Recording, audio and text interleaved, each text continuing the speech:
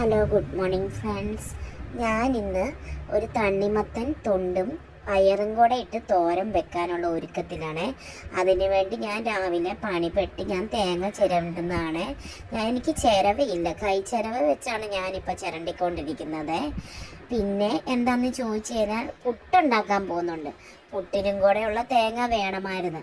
അപ്പോൾ ആ ഒരു തേങ്ങയുടെ പകുതി ചിരണ്ടി എടുക്കണം എന്നാണ് ഞാൻ വിചാരിച്ചുകൊണ്ടിരിക്കുന്നത്. മുഴുവനും ചിരണ്ടിയാൽ അത്രയും നല്ലത് എന്നും വിചാരിക്കുന്നു. ഞാൻ സ്പീഡിൽ തേങ്ങ ചിരണ്ടി തുടങ്ങിയേ. അപ്പം മോനും അച്ഛനും എന്നെ അതും ഇതൊക്കെ ചോദിച്ച് എന്നെ വിളിക്കുകയും പറയുകയൊക്കെ ചെയ്യുന്നുണ്ടേ. ഞാനപ്പോൾ എൻ്റെ മുഖത്തെ എക്സ്പ്രഷൻ കണ്ടാൽ അറിയാം ഞാൻ ദേഷ്യപ്പെട്ട് സംസാരിക്കുന്നുമുണ്ട് കേട്ടോ. തണ്ണിമത്തൻ തോരൻ എന്ന് കേൾക്കുമ്പോഴത്തേക്ക് തന്നെ അത്ഭുതപ്പെടുമല്ലേ. തണ്ണിമത്തൻ്റെ തൊണ്ടാണ് നമ്മൾ തോരൻ വെക്കുന്നത്. അതിനൊരു ചെറിയൊരു മധുരവും പുളിയും അതിൻ്റെ ഉപ്പും നമ്മളെ എരിവും എല്ലാം കൂടെ ചേർത്ത് കഴിയുമ്പോൾ സ്വാദിഷ്ടമായിട്ടുള്ളൊരു തോരനാണ് ഇത്. ഏകദേശം ഇല്ലയോ നമുക്ക് കപ്പളങ്ങ തോരൻ കൂട്ടിയവർക്കറിയാം, ഏകദേശം ആ ഒരു മോഡലായിട്ട് വരുവേ. ഇത് എല്ലാവർക്കും, പിള്ളേർക്കും എല്ലാവർക്കും ആരോഗ്യകരമായിട്ടുള്ള ഒരു ഫുഡ് തന്നെയാണ്. നമുക്ക് ചോറിൻ്റെ കൂടെ കഴിക്കാനും പറ്റിയ മോരും തണ്ണിമത്തൻ തോരനും മീൻ വറുത്തതും ഒക്കെ ഉണ്ടെങ്കിൽ ഊണ് കുശാലാകട്ടോ. ഇതാണ് തണ്ണിമത്തൻ്റെ തൊണ്ട്.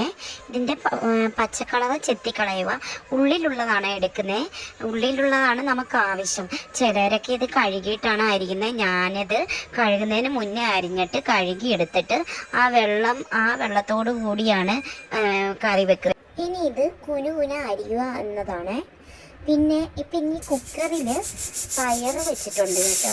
ആ കുക്കറിൻ്റെ സൈഡിൽ കൂടെ ഇരിക്കുന്നത് ആവി കൂടെ പോകുമ്പോഴത്തേക്കുള്ള ടെക്നിക്കിന് വേണ്ടി വെച്ചേക്കുന്നതാണ്.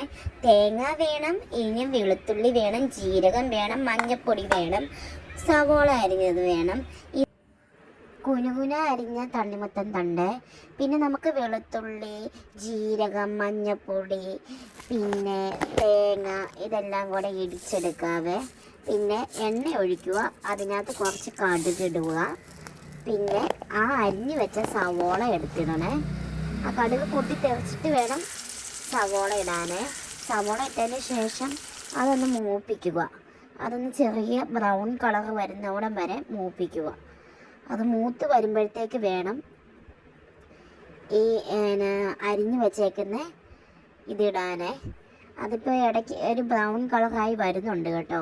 ഉള്ളി മൂത്ത് കഴിയുമ്പോഴേ തേങ്ങയും അരിഞ്ഞു വെച്ച തണ്ണിമത്തൻ തൊണ്ടും കൂടെ മിക്സ് ചെയ്യണേ.